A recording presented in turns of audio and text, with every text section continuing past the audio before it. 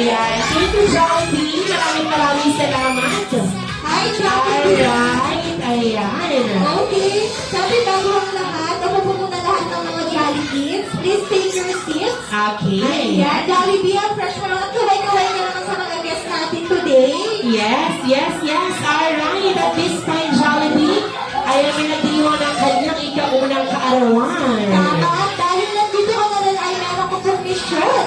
Ang mission mo lang hanapin ng ating celebrant. Kaya naman meron kang tatlong clue para makita Alright. Ayan. Hanapin mo na, Jollibee. Ang first mo siya ay lalaki. Hanap din siya. 1-year-old lang. Tama, yung second clue naman ay napakagwapo at napaka-cute katulad mo. Hanap. Nakita mo na ba? Wala siya dyan, Jollibee. Siyempre, yung final clue, nasa atin Yes! Kasama ni Mommy! Ayan, sa malikot ka na. Alright! Si Baby Jack. Palakpakan naman po natin. Si Baby Jack. Yay! Okay, hindi siya takot sa'yo, Jollibee. Wow!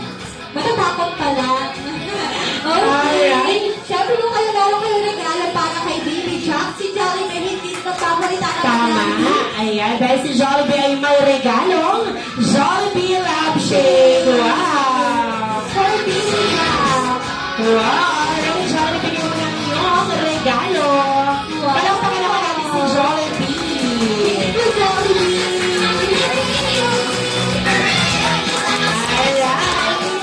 Alright, kaya naman Jollibee siya pinipilitan niya dahil si Jollibee ay may daladalang 3 wishes for Baby Jack. Wow. Alright, handa ka na ba, Jollibee? Handa na si Casper Jollibee. Kaya naman, Jollibee's first wish na si Baby Jack ay lumaking batang matalino. Palakpakan naman natin si Jollibee. Yes. And of course, Jollibee's second wish si Baby Jack ay lumaking batang malakas at malusog. Malusog.